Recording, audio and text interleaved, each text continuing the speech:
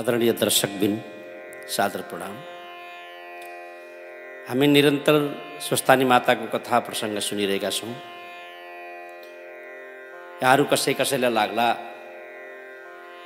कि यो स्वस्थानी कुनैमा संक्षिप्तमा छ, कुनैमा बृहत अनेक किसिमका प्रसङ्गहरू पनि छन्। तर मैले वाचन गरिरहेको यो पुस्तकमा अत्यन्त महत्त्वपूर्ण प्रसङ्गहरूलाई पनि यहाँ समावेश गरिएको छ। तसर्थ तपाईहरूले ध्यान दृष्टिका साथ यसलाई मनन र चिन्तन पनि गर्न सक्नुहुन्छ। आउनुहोस्, श्री स्वस्थानी व्रत कथा प्रारम्भ गर्नु पूर्व हातमा चन्दन अक्षता फूल लिएर माता स्वस्थानीको प्रार्थना गरौँ। यं ब्रह्मा वरुणेन्द्र रुद्र मरुतः स्तुन्वन्ति दिव्यैस्तवैर् वेदैः साङ्गपदक्रमोपनिषदैः गायन्ति यं सामगा। ध्यानावस्थित तद्गतेन मनसा पश्यन्ति यं योगिनो यस्यान्तं न विदुःसुरासुरगणा देवाय तस्मै नमः। श्रीमच्चन्दनचर्चितोज्ज्वलवपुः शुक्लाम्बरा मल्लिका मालालङ्कृतकुण्डला प्रविलसन् मुक्तावली शोभिता। सर्वज्ञाननिदानपुस्तकधरा रुद्राक्षमालाकरा वाग्देवी वदनाम्बुजे वसतु मे त्रैलोक्यमाता चिरम्। मूकं करोति वाचालं पङ्गुं लङ्घयते गिरिं यत्कृपातमहं वन्दे परमानन्दमाधवम्। नमो भगवते तस्मै व्यासायामित तेजसे यस्य प्रसादात् वक्ष्यामि नारायणकथामिमाम्। नारायणं नमस्कृत्य नरं चैव नरोत्तमं देवीं सरस्वतीं व्यासं ततो जयमुदीरये। श्री स्वस्थानी माता को। आदरणीय समस्त भक्त सज्जनवृन्द, अब हामी स्वस्थानी व्रत कथालाई अगाडि बढाउँदैछौँ। अथ द्वाविंशोऽध्याय सप्तर्षि व्रतोपदेश उपाख्यान। कुमारजी आज्ञा गर्नुहुन्छ, हे अगस्त्य मुनि, शिव शर्मा ब्राह्मण र गोमा ब्राह्मणी त्यहाँबाट हिँडेपछि शिवभट्ट र सतीले आँखाले देखिएसम्म हेरिरहे। देखिन छाडेपछि वृक्षमा चढिरहे रे। जब वृक्षबाट पनि देखिन छाड्यो, त्यही वृक्षको हाँगामा बसेर अनेक विलाप गर्न लागे। दैव संयोग यस्तै बखत रुखको हाँगो भाँचियो र दुवै स्त्री पुरुष वृक्षबाट लडेर मरे। तब श्री महादेवका दूत आए, विमानमा बसालेर कैलाशपुरी लगे। तब ती दुवै दम्पति दिव्य देह भई कैलाशपुरीमा शिवका पार्षद भएर रहँदा भए। यता शिव शर्मा र गोमा ब्राह्मणीले डोलेहरूसित यस वनको नाम के हो, त्यो पर्वतको नाम के हो, त्यस वृक्षको नाम के हो भनेर सोध्दै गए। डोलेहरूले पनि यस वनको नाम यो हो, त्यस वृक्षको नाम यो हो भनेर बताउँदै गए। जाँदा निकै पर पुगेपछि एउटा सुन्दर वन र तलाउ भएको स्थानमा पुग्दा साँझ पर्यो। त्यही बास बसेर खानपिन गरी सुते थाकेका हुनाले भुसुक्क निदाए। त्यही बेला श्री महादेवको श्रापले चोरहरू आई गोमा ब्राह्मणीका माता पिताले दिएको सम्पत्ति र शरीरको गहना समेत सबै चोरेर लगेछन्। भोलिपल्ट बिहान उठेर हेर्दा सम्पूर्ण द्रव्य र शरीरको गहना समेत चोरिएको देखेर अधैर्य भई गोमा रुन कराउन लागिन्। तब डोलेहरूले भने, हे गोमा नरहु, थाकेका हुनाले हामीलाई पनि साह्रै निद्रा परेछ। यस्तो नजाति भयो, हामी अभागी रहेछौँ। अब तिम्रा माता पितालाई के भनौँला? अब तिमीले जसो भन्दछौ। डोलेहरूले यति भनेको सुनि गोमा भन्दछिन्, हे भारवाको हो, अब तिमीहरू यहीँबाट वर्ग, तिमीहरूलाई लगेर म के खान देउने? यो समाचार मातापितालाई सुनाइदिनु। यति गोमाले भनेको सुनि डुलेहरू हुन्छ भनेर गोमालाई प्रणाम गरी आफ्ना घर जान भनी फर्केपछि शिव शर्मा ब्राह्मण र गोमा ब्राह्मणी पनि वनमा जो पाइएको फलफुल खाई त्यहाँबाट ठुलो पर्वतमाथि पुगे। अनि गोमा भन्दछिन्, हे स्वामी, मलाई अत्यन्त भोक लाग्यो, अब हिँड्न पनि नसक्ने भएँ, के गरौँ भनी बाटोमै अलपत्र भरिन्। गोमा ब्राह्मणी गर्भिणी थिइन्, अत शिव शर्मालाई साह्रै दया लाग्यो र गोमालाई काखमा राखी स्नेहपूर्वक भने, स्त्री, यहाँ फलफुल केही पनि पाइन्न, यहाँ जलाशय पनि छैन, यस्तो थानमा म तिमीलाई के खान देऊ? यहाँबाट अलि फरकै फलफुल पनि पाइन्छ र जलाशय पनि छ, जाऊ हिँड भनी बुझाइ हात समातेर सुस्त हिँडाइ लगे। गोमा पनि, हे प्रभु, आज मेरो यो अवस्था भयो भन्दै सुस्केर हाल्दै बिस्तार गइन। पर्वतको फेदीमा पुगेपछि शिव शर्मा ब्राह्मणले फलफुल टिपेर खान दिएर पानी पनि पिउन दिए। अनि हे स्त्री, अब हाम्रो घर पनि आइपुग्यो भन्दै चन्द्रज्योति नगरको बाहिर पुर्याए। अनि त्यहाँ एउटा खरको झुपडी उत्पन्न गरी, हे स्त्री, हाम्रो घर यही हो भनी देखाएर गोमा ब्राह्मणी घरभित्र गएर हेर्दा माकुराको जालो र कसिङ्गर मात्र देखेर आफ्ना मातापिताको घर सम्झी बहुतै अधैर्य भई रुन लागिन्। फेरि मेरो कर्मले यस्तै पारिहाल्यो, अब रोएर केही लाभ छैन भनी धैर्य धारण गरेर कुचोले माकुराको जालो मिल्काई कसिङ्गर बढारिन्। घरमा जे भएको खाई गोमा ब्राह्मणी दुःखको समुद्रमा डुबिरहन्। त्यसपछि एक दिन शिव शर्मा ब्राह्मणले आफ्नै पत्नी गोमासित भने, हे स्त्री, त गर्भिणी भइस्, हाम्रो घरमा सम्पत्ति छैन, गर्भाधान कर्म कसरी गर्ने? फेरि सुत्केरीमा के खर्च गरौँला? यस निम्ति म परदेश गएर कसैसित केही मागी ल्याउँछु, तैँले आफ्नो शरीर र घरको रक्षा गरिस्, केवल रोइ कराई मात्र नरहिस् भने।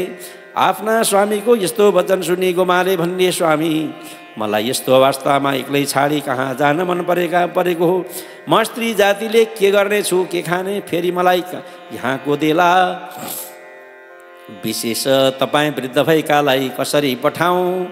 यही यजमानहरू कहाँ गई जो मिलेको मागेर ल्याई सञ्चय गरौँला। यति कहीँ पनि जाने मन नगर्नुहोस्, अतः कहीँ पनि जाने मन नगर्नुहोस् भनिन्छ। शिव शर्मा फेरि भन्दछन्, हे स्त्री, हामी निर्धन भए पनि ब्राह्मणको कर्म नगरी हुँदैन। 1 महिनामा त म आइहाल्नेछु, तबसम्म खान नपुगे चन्द्रज्योति नगरमा यजमानहरू छन्, तिनका घर गई भिक्षा मागेर खानु भनी बुझाए। यति आफ्ना स्वामीले भनेपछि गोमाले मन्जुर गरेन। अनि शिव शर्मा भिक्षा माग्न भनी परदेश हिँडे। 1-2 दिनको बाटो हिँडेपछि नारायणी गङ्गाको तटमा ऋषिहरूको आश्रममा पुगे।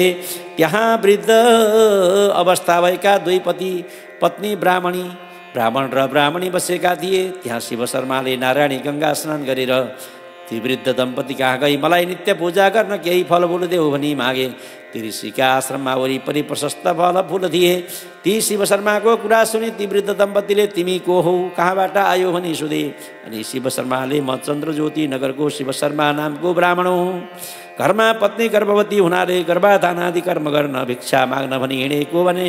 तब ती वृद्ध ब्राह्मणले आफै टिपेर लैजाऊ भनेर ती शिव शर्मा आफै वृक्षमा चढी फलफुल टिप्न लागे। त्यसै अवसरमा संयोगले रुखको हाँगो भाँची शिव शर्मा रुखबाट लडेर मरे। ती शिव शर्मा मरेपछि महादेवको रूप धारण गरी कैलाशमा पुगे। पार्वतीले महादेव आउनु भएको देखिन् र सुनको कमण्डलु पाउ धोई भित्र लगेर बसालेर भनिन्, हे ईश्वर, लोग्ने मानिसहरू पापी हुँदा रहेछन्, राम्रा स्त्री पाएपछि सबै कुरा बिर्सदा रहेछन्। हजुरले पनि मलाई बिर्सनु भएको थियो, बल्ल सम्झनु भएछ र आउनुभयो। हेर, सुखमा बसेकी त्यो गोमालाई बल छलले ल्याए, गर्भिणी तुल्याई दुःख दिई यस्ता स्थानमा एक्लै मिल्काएर आउनुभयो। अब त्यो के गरेर खाली? ती पार्वतीले भनेको सुनि महादेवले हाँस्दै भन्नुभयो, हे प्रिय सेवक र भक्त भन्दामा पाप पनि गर्नु पर्दछ। गोमा पनि अब सुखी हुनेछ, सन्देह नगर। यसपछि भिक्षा माग्न गएका शिव शर्मा धेरै दिन भइतिर पनि फर्केनन् र गोमाले अनेक दुःख सही चन्द्रज्योति नगरमा गएर भिक्षा मागेर ल्याई गर्भाधान कर्म गराइन्। मास पूर्ण भयो र सबै राज लक्षणले युक्त छोरो जन्मियो। गोमाले चन्द्रज्योति नगरबाट ब्राह्मणहरू डाकी ब्राह्मणका मर्यादाले नामकरण गराइन्। ती ब्राह्मणहरूले ज्योतिष शास्त्र विचार गरेर नवराज नाम राखिदिए। घर जाने बेलामा, हे गोमा, यो बालक सबै राजलक्षणले युक्त छ र राजा पनि हुन सक्छ र तिमीलाई सुख सन्तोष दिनेछ, यसमा शङ्का नमाने। यति ब्राह्मणहरूको वचन सुनि गोमाले मनमा आनन्द मानी श्रद्धा साथ भोजन दक्षिणादि विदा गरिन्। त्यसपछि बालकलाई गोमाले अर्काको ढिकी जाँतो गरी धागो काटेर पालन पोषण गरिन्। नवराज बालक पनि शुक्ल पक्षका चन्द्रमा जस्तै प्रतिदिन बढेर अलि ठुलो भई खेल्न जाँदा मित्रहरूले जे भने पनि सुनिरहन्थे। झगडा गर्दैन्थे, खेलिसकेर सरासर घर आउँथे। आमाले जो दिएको खाएर सन्तोष लिइरहन्थे। आफ्नो छोराको स्वभाव देखेर गोमा प्रसन्न भई यजमानहरू कहाँ गएर भनिन्, हे जमान हो, मेरो छोरो नवराज आफ्ना साथीहरूसँग खेलेर गएर आउँछ। खाना देऊ पनि भन्दैन, किन दिनौ पनि भन्दैन, रिस पनि गर्दैन, यो मिठो यो नमिठो पनि भन्दैन, दिए खान्छ नदिए चुप लागिरहन्छ। फेरि मेरा स्वामी पनि घरमा छैनन्, सम्पत्ति पनि छैन। सबै यजमानहरूका दयाले जिनतिन एक छाक खाएर बाँचिरहेकी छु। अब यसको चुडा कर्म र व्रतबन्धादि कसरी गरिदेऊ भन्ने चिन्ता लागिरहेछ। गोमाको यस्तो वचन सुनेर यजमानहरूले आफ्नो श्रद्धाले जो सकेको दिएर गोमाले सम्पूर्ण सामग्री तयार पारी ब्राह्मणहरू डाकेर नवराजको चुडा कर्म र व्रतबन्ध गरिदिन्। अनि वेद पुराण आदिको शिक्षा दिलाइन्। एक दिन नवराजको चाल चलनले प्रसन्न भएका यजमानहरू स्वयं गोमा कहाँ गएर भने, हे गोमा, नवराजको विवाह गर्ने भए वरुणपुरका अग्निस्वामीकी कन्या चन्द्रावती छन्, तिनैसित गरिदिउँ, सबै सामग्री ठिक गरेर पार। यजमानको यस्ता वचन सुनि गोमा भन्दछिन्, हे यजमान हो, मेरो छोराको कमाई छैन, घरमा सम्पत्ति छैन, त्यसलाई कन्या कसले देला, विवाह कसरी गरिदिने। यति सुनेर यजमानहरूले भने, हे गोमा, जे चाहिएको सामग्री हामी दिन्छौँ, के चाहिन्छ। यति यजमानहरूले भनेपछि गोमा भन्दछिन्, हे यजमान हो, हामीलाई निर्धन जानेर तिमीहरूको यस्तो दया, हामी धन्य रहेछौँ भनेर विवाहको समस्त सामग्री जे चाहिएको थियो मागिन् र यजमानहरूले दिए। अनि असल दिनमा लग्न ठहराई ब्राह्मणको मर्यादाले वरुणपुरका अग्नि स्वामीकी कन्या चन्द्रावती र नवराजको विवाह सम्पन्न भयो। त्यसपछि एक दिन ती नवराज बाहिर खेल्न गएको बेलामा तिनका मित्रहरूले, हे नवराज, आजसम्म हामी तिमीलाई नवराज ब्राह्मण भन्थ्यौँ, तर अबदेखि तिमीलाई हामी बिना बाबुको छोरो भन्दछौँ। तिम्रा पिता भए पनि तिनको नाम के हो, कसका छोरा हौ, हामीलाई भन। यति आफ्ना मित्रहरूले भनेको सुनि नवराज केही उत्तर दिन नसके घर आएर, हे माता, म कसको छोरो हुँ, मेरा पिताको नाम के हो भनी साथीहरूले भनेको सारा कुरा आमालाई सुनाए। अनि मेरा पिता कहाँ छन् भनेर सोधे। नवराजको यति कुरा सुन्नासाथ गोमाले वर्षाकालमा मेघ वर्षे झैँ अविरल आँसु बगाउँदै भनिन्, हे नवराज, तेरा पिताको नाम शिव शर्मा हो, त घरमा सधैँ भिक्षा माग्न परदेश गएका आजसम्म फर्केनन्।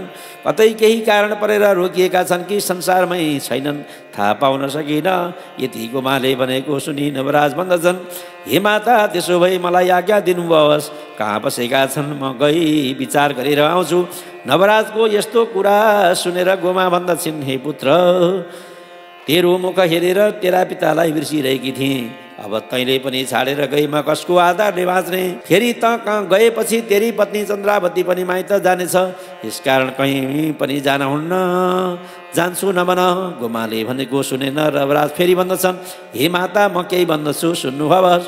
पुत्रस्य परमो धर्म पितृद्वार समो नै, पितृद्वारं न कुरुते स्वयं च सुखमिच्छति, सयाति नरकम घोरम यावत् चन्द्रार्कमेदिनी। छोराको पहिलो र ठुलो धर्म के हो भने पितृहरूको उद्धार गर्नु। जुन छोरो भएर पितृको उद्धार नगरी केवल आफ्नै सुख भोगतिर लागिरहन्छ भने त्यो जबसम्म पृथ्वी र चन्द्र सूर्य रहन्छन् तबसम्म घोर नरकमा पर्दछ। अत म गर्भमा सधैँ गएका मेरा पिता मेरो यो उमेर हुँदा पनि किन फर्केनन्, मरिसकेकी जीवित छन्, यसको निदो मैले नगरे कसले गर्छ। मरेका भए निश्चित गरेर आउँला, बाँचेकै भए साथमा लिएर आउँला। यति भनी गर्न नसकेको मैले जन्म लिएको व्यर्थ छ। हे माता, हजुरको सेवा गर्न बुहारी जाँदैछ, मलाई बिदा दिनुहोस्, म जान्छु। नवराजका यस्ता कुरा सुनि गोमा भन्दछिन्, हे पुत्र, त धन्य रहेछस्, तेरा पिता मरेका भए पनि बाँचेकै भए पनि चाँडै नै खबर पाएस् भनी शिरमा हात राखेर आशीर्वाद दिन्। नवराजले माताको आशीर्वाद थापी दण्डवत प्रणाम गरी स्त्री चन्द्रावतीलाई अराउने कुरा अर्याई पिताको खबर गर्न परदेश हिँडे। जाँदा जाँदा केही दिनमा नारायणी गङ्गाको तटमा ऋषिका आश्रममा पुगे। त्यहाँका अत्यन्त वृद्ध भइसकेका ब्राह्मण र ब्राह्मणीलाई देखेर सोधे, तिमीहरू को हो, यहाँ किन बसेका? यति सुनेर वृद्धले भने, हे बालक हामी ब्राह्मण हौँ, वृद्धावस्था भयो र नारायणी गङ्गामा शरीर त्याग गरौँला भनी घर छाडी यहाँ झुपडी बनाएर बसेका हौँ।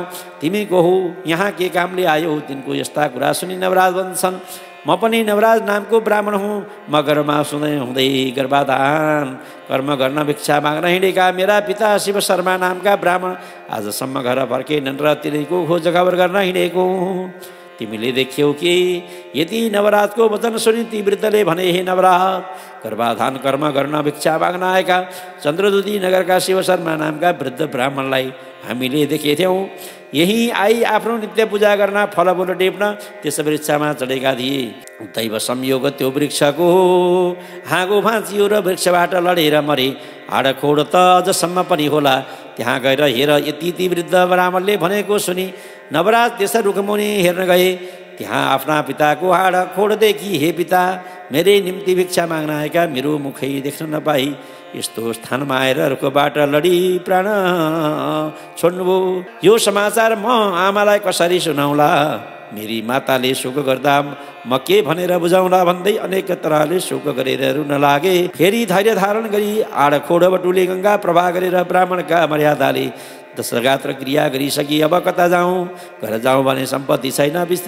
विशेष यो समाचार सुनाए माताले शोक गरेको मात्र हेर्नु छ। त्यसकारण बरु यतै कुनै राजाको सेवा चाकरी गरेर केही द्रव्य लिई घर जानु असल होला भने नजिकको सहरमा गएर राजाको सेवामा लागे। अनि फेरि अझै कुमारजी आज्ञा गर्नुहुन्छ। हे अगस्त्य मुनि, नवराज ब्राह्मण पिताको खबर गर्न गएपछि नवराजकी स्त्री चन्द्रावतीले सासू गोमासित भनिन्, हे माता, म माइत नगएको धेरै दिन भयो। यहाँ खान अन्न छैन, लगाउन लुगा छैन। अर्कासित मागेर मात्र कति दिन निर्वाह गर्ने। अत म केही दिन माइत जान्छु। तपाईँले आफ्नो शरीर र घरको रक्षा गर्नुहोला। तपाईँका छोरा आएपछि मलाई डाक्न पठाउनु होला। म गएपछि एक पेट पाल्न तपाईँलाई पनि कठिन हुँदैन। अत म जान्छु भनी सासूलाई प्रणाम गरेर माइत गइन्। चन्द्रावती हिँडेपछि गोमा ब्राह्मणी आफूलाई दुःख परेको देखि भिक्षुक रूप श्री महादेवले दिएको श्राप सम्झेर भन्न लागिन्, म 7 वर्षकी हुँदा 70 वर्षका बुढासित विवाह भयो। ती पनि भिक्षा माग्न गएका आजसम्म फर्केनन्। छोरो छोरा बुहारीले पनि छाडेर गए। म यस्तो अवस्थामा परे धिक्कार रहिछु। उस दिन मलाई श्राप दिने भिक्षु श्री महादेव नै रहेछन्। हे जगदीश्वर, मैले जानिन। मेरा अपराध क्षमा गर। हे शम्भु, हजुरलाई कोटि कोटि नमस्कार छ। अब मेरो रक्षा गर कि यो प्राण हर भन्दै आँसुका धारा बगाई रोइ कराई बौलाही जस्तै भएर हिँड्न लागिन्। यो कुरा कैलाशमा पार्वतीले चाल पाएर महादेवको आनन्द समयमा बिन्ती गरिन्, हे नाथ, त्यो गोमाको दुःख हेर्नु अवश्य। त्यो पनि हजुरकै पत्नी हो। त्यसलाई कष्ट दिनु योग्य छैन।